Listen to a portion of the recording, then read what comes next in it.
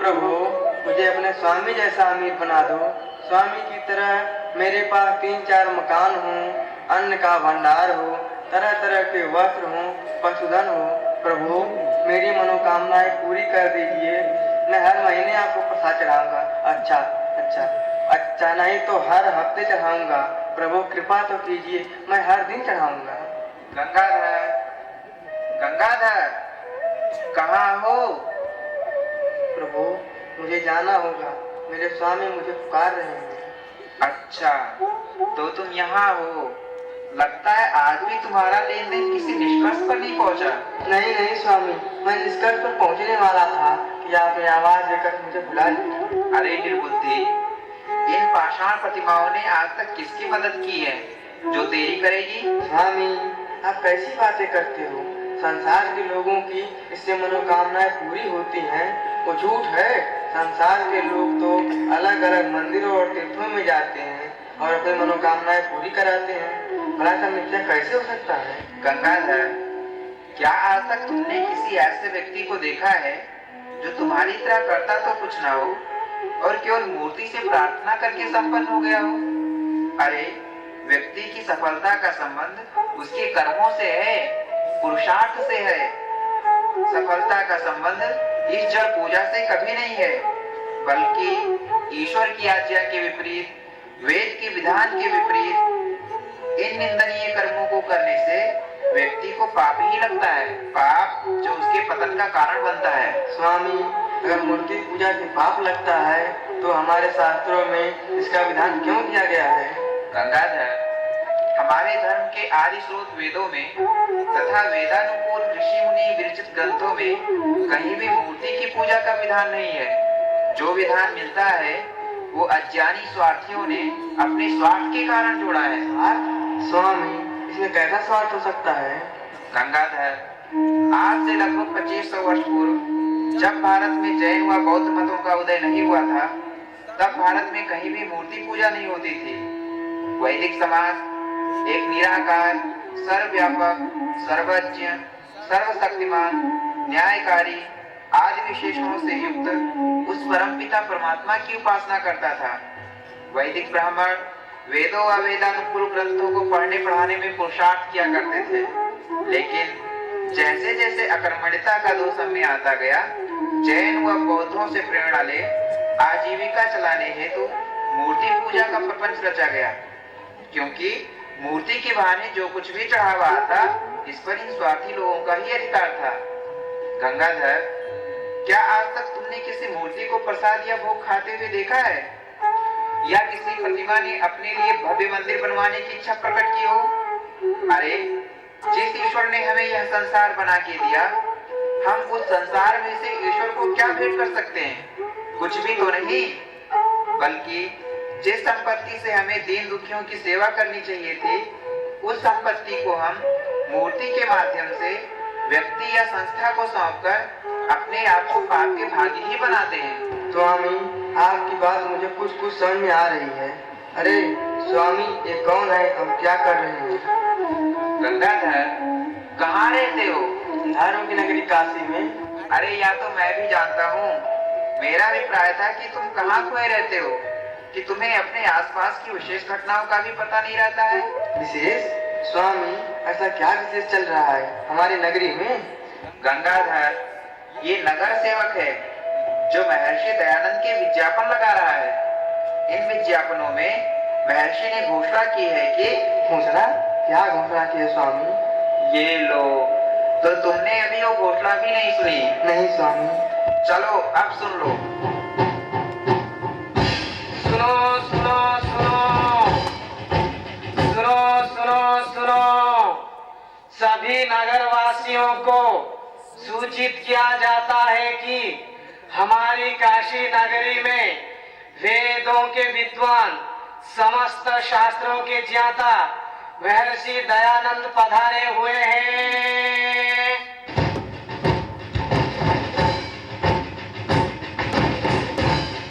महर्षि की घोषणा है कि मूर्ति पूजा वेद विरुद्ध है।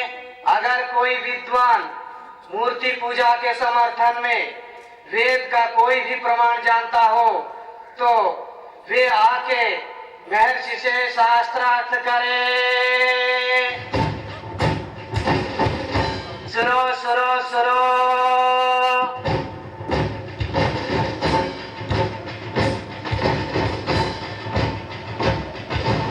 क्या स्वामी किसी विद्वान ने चुनौती स्वीकार की? किसी एक मूर्ति पूजक विद्वान में इतना सामर्थ्य कहा कि वो अकेले महर्षि दयानंद से शास्त्रार्थ करे। हाँ, काशी नरेश को लेकर एक टोली पहुंची तो है शास्त्रार्थ के लिए। स्वामी फिर क्या हुआ? सूर्यास्त तो होने वाला है। चलो आनंद बाग चलते हैं, जहाँ शास्त्रार्थ शुरू होने वाला है। वहाँ चलकर खुद ही देख लेना कि क्या हो रहा है। तो धर्म प्रेमी सज्जनों, धर्म की नगरी काशी में दुर्गा कुंड के समीप आनंद बाग में महर्षि दयानंद के समक्ष काशी राज के साथ पंडित ताराचरण न्यायिक, स्वामी विशुद्धानंद, बाल शास्त्री, माधवाचार्य आदि उपस्थित थे और इस प्रकार शास्त्रार्थ प्रारंभ होता है। अच्छा, आप वेदों की पुस्तक तो अपने साथ लाए ही होंगे। महाराज क्षमा कीजिए, इन पंडितों के तो वेद कंठस्थ है, फिर पुस्तक लाने का क्या प्रयोजन है? बिना पुस्तकों के पूर्वापर प्रसंग का ज्ञान कठिनता से होता है और बिना पूर्वापर प्रसंग के ग्राह्य अर्थ तक पहुंचना भी कठिन है। चलिए, पुस्तक नहीं लाए तो न सही, आप लोग किस विषय में शास्त्रार्थ करेंगे? हम लोग मूर्ति पूजा पर शास्त्रार्थ करेंगे। हाँ, हम लोग मूर्ति पूजा पर ही शास्त्रार्थ करेंगे। हमारी प्रतिज्ञा है कि मूर्ति पूजा वेद सम्मत है, आपको इसका खंडन करना होगा। तो ठीक है, आप में से जो मुखिया हो वह मुझसे बात करे। पंडित रघुनाथ प्रसाद कोतवाल जी, शास्त्रार्थ की घोषणा की जाए। जी राजन। धर्म प्रेमी सज्जनों, काशी नरेश की अध्यक्षता में मूर्ति पूजा पर शास्त्रार्थ प्रारंभ हो रहा है। मूर्ति पूजा वेद विरुद्ध है। स्वामी दयानंद इसका प्रतिपादन करेंगे। पंडित ताराचरण न्यायिक, स्वामी विशुद्धानंद, बाल शास्त्री जी, शिव सहाय जी, माधवाचार्य जी आदि काशी के विद्वान महर्षि दयानंद के मत का खंडन करेंगे। और ध्यान दें, एक समय में एक ही पंडित शास्त्रार्थ करेगा। मैं पंडित ताराचरण न्यायिक, मैं सर्वप्रथम आपसे संवाद करूंगा। तो ठीक है ताराचरण जी, सर्वप्रथम आप यह बताइए कि क्या आप वेदों को प्रमाण मानते हैं? वर्णाश्रम का पालन करने वाला ऐसा कौन है जो वेदों को प्रमाण नहीं मानता? अर्थात सभी मानते हैं, अतः मैं भी वेदों को प्रमाण मानता हूँ। तो अच्छा ताराचरण जी, बताइए कि वेदों में कहीं भी पाषाण आदि मूर्तियों के पूजन का विधान है?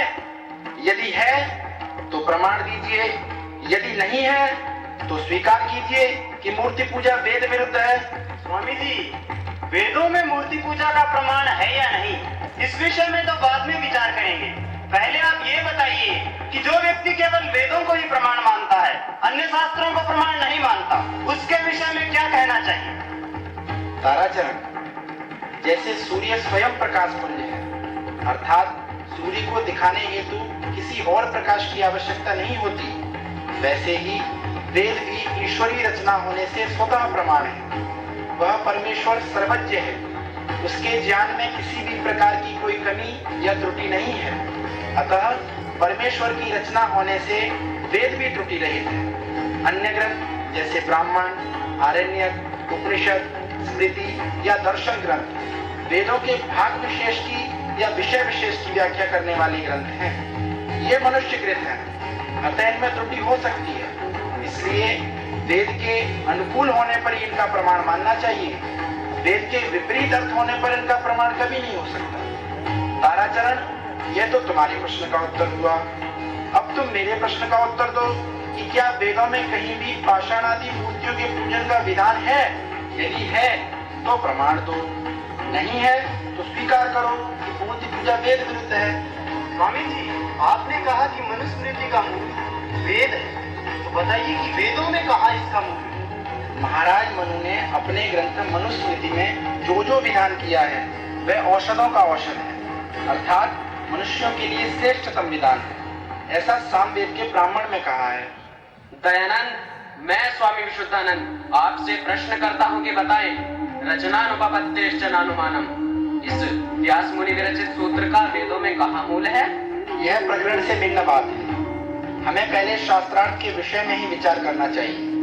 आप लोगों को मूर्ति पूजा के समर्थन में अगर प्रमाण याद न हो तो आप पुस्तक देखकर कह सकते हैं। काशी में शास्त्रार्थ और पंडितों को शास्त्र कंठस्थ नहीं है, ये कैसी बात कर दी दयानंद? लगता है तुम्हें शास्त्र कंठस्थ नहीं। जब शास्त्र कंठस्थ नहीं तो पहले कंठस्थ करो। काशी में शास्त्रार्थ करने के लिए इतने उतावले क्यों हो रहे हो दयानंद? विशुद्धानंद जी, क्या आपको सब कंठस्थ है? हाँ, मुझे सब कंठस्थ है। तो फिर आप धर्म का स्वरूप बताइए। वेद प्रतिपाद्यः प्रयोजनवदर्थो धर्म इति। ये तो आपकी स्वरचित परिभाषा है, इसका क्या प्रमाण?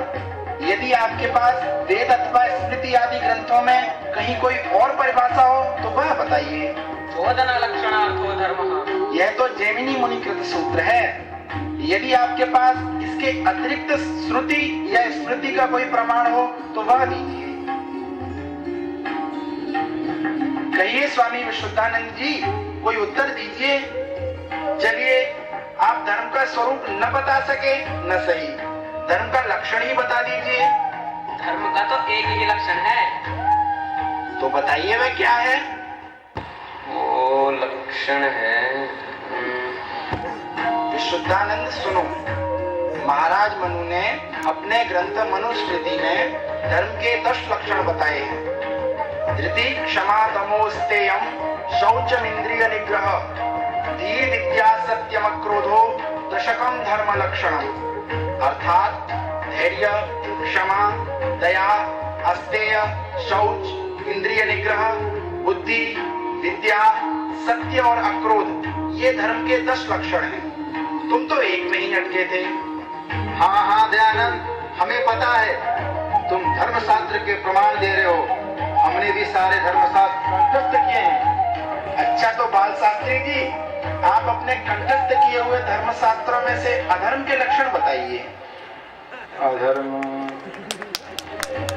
स्वामी जी, ये बताइए कि वेदों में प्रतिमा शब्द है या नहीं? हाँ, प्रतिमा शब्द वेदों में है, लेकिन कहाँ पर है? सामवेद के ब्राह्मण में। जब वेदों में प्रतिमा शब्द का उल्लेख है तो बताइए आप इसका खंडन क्यों करते हैं? वेदों में प्रतिमा शब्द है, लेकिन सर्वप्रथम यह विचारना होगा कि वो किस प्रसंग में, किस अर्थ में है। क्या वह मूर्ति पूजा के प्रसंग में है या और किसी प्रसंग में? तो इसका उत्तर है कि जो उपरोक्त प्रतिमा शब्द सामवेद के ब्राह्मण में आया है वो अद्भुत शांति के प्रसंग में आया है, और यह मंत्र मृत्युलोक विषयक न होकर ब्रह्मलोक विषयक है। अतः इससे मूर्ति पूजार्थ कभी भी नहीं निकाला जा सकता। वेदों में प्रतिमा शब्द है, इतने मात्र से मूर्ति पूजा का समर्थन नहीं हो सकता, बल्कि वेद में न तस्य प्रतिमास्ति आदि के माध्यम से स्पष्ट कहा गया है कि उस सर्वव्यापक, सर्वज्ञ तथा निराकार परमात्मा की कोई प्रतिमा नहीं हो सकती है। अतः मैं मूर्ति पूजा का खंडन करता हूँ। अच्छा स्वामी जी, ये बताइए कि वेद किससे उत्पन्न हुए हैं? ईश्वर से। किस ईश्वर से? किस ईश्वर से? मतलब क्या ईश्वर बहुत सारे हैं? नहीं, ईश्वर तो एक ही है, लेकिन वेद किस लक्षण वाले ईश्वर से उत्पन्न हुए हैं? न्याय शास्त्र प्रसिद्ध ईश्वर से, योग शास्त्र प्रसिद्ध ईश्वर से, अथवा वेदांत शास्त्र प्रसिद्ध ईश्वर से? वेद सच्चिदानंद लक्षण से युक्त परमेश्वर से प्रकाशित हुए। वेद और ईश्वर में क्या संबंध है? वेद और ईश्वर में कार्य कारण का संबंध है। तो आर्य सज्जनों, जैसा आप देख रहे हैं कि काशी के पंडित मूर्ति पूजा के समर्थन में कोई ठोस प्रमाण प्रस्तुत ही नहीं कर पा रहे थे।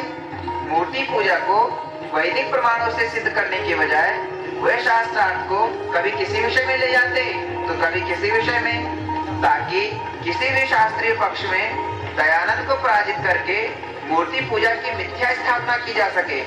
लेकिन दयानंद तो दयानंद थे, पंडितों के हर प्रश्नों का उत्तर उनके पास था।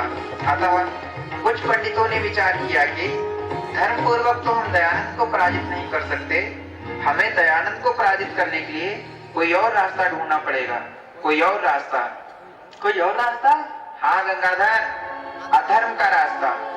एक ऐसी जगह जहाँ यह घोषणा होती थी कि यहाँ का हर कंकर शंकर है, ऐसी धर्म की नगरी काशी में धर्म की जय का उद्घोष कराने वाले पंडितों ने अपने स्वार्थ के लिए अधर्म का रास्ता लिया।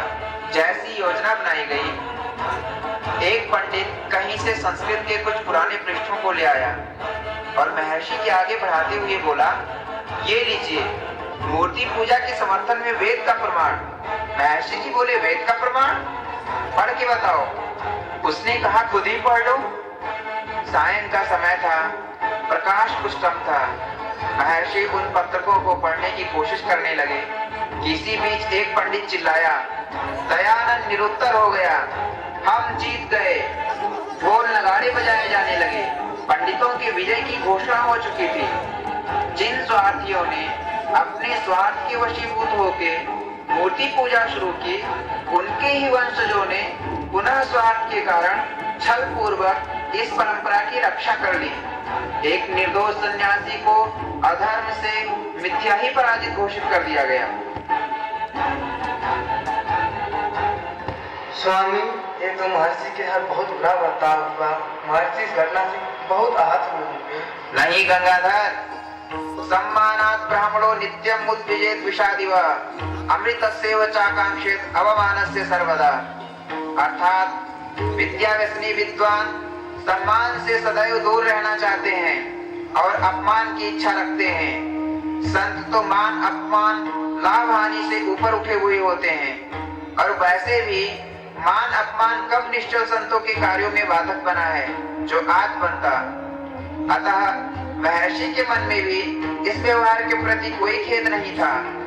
सन 1869 की इस घटना के बाद भी 1880 ईस्वी तक महर्षि कई बार काशी पधारे और पुनः पुनः अपने शास्त्रार्थ के विज्ञापन लगवाते रहे कि है कोई जो मूर्ति पूजा, शैव, शाक्त और वैष्णव आदि संप्रदायों को तथा रुद्राक्ष, तुलसी माला, त्रिपुंड आदि धारण करने के विधान को वेदों के प्रमाण से सिद्ध कर सके। लेकिन किसमें सामर्थ्य था जो सामने आता? अरे तुम कहाँ चले गंगाधर? स्वामी, मैं इस मूर्ति को अनासागर में विसर्जन करने जा रहा हूँ। हाँ क्या? स्वामी, आपकी बात मेरे समझ में आ गई कि महर्षि दयानंद का ही पक्ष ठीक था। हम अपने अज्ञान और स्वार्थों के कारण ही मूर्ति पूजक बने हुए हैं, लेकिन अब मैं महर्षि के बताए हुए पथ पर चलकर उस निराकार ब्रह्म की उपासना करूंगा। अरे गंगाधर, रुको तो। नहीं स्वामी, अब मैं नहीं रुकने वाला। आज तक मैं जिस पाप को धर्म मानकर करता आया, उसे अब एक पल के लिए भी आगे नहीं। इस जड़ पूजा के कारण मैं भी अभी तक जड़वत बना रहा, उसका अभी इसी पल से त्याग करता हूँ। मैं सच्चाई प्रकाश करूंगा और विचारशील बनूंगा। गंगाधर सुनो तो। नहीं स्वामी, अब मैं नहीं रुकने वाला। जब जागे तभी सवेरा। गंगाधर अब नहीं रुकने वाला। वो तो चल दिया विचारशील बनने, सत्यानुरागी बनने, सत्याग्रही बनने। धन्य है तुझे दयानंद, जिसने अपने तर्कों प्रमाणों से समस्त पाखंड आडंबरों का खंडन करके हमें सच्चे वैदिक धर्म का अनुयायी बना दिया। दयानंदस्य सानंदम यशो गेयम यशो गेयम मतम चिन्नम सुते भिन्नम गृहीत्वा तर्कनिश्रेषम गृहीत्वा तर्कनिश्रेषम विपन्नं वैदिकं भूयात् तदेतदर्शितं ध्येयं दयानन्दस्य सानन्दं यशो गेयं यशो गेयं। बोलिए महर्षि स्वामी दयानंद सरस्वती जी की।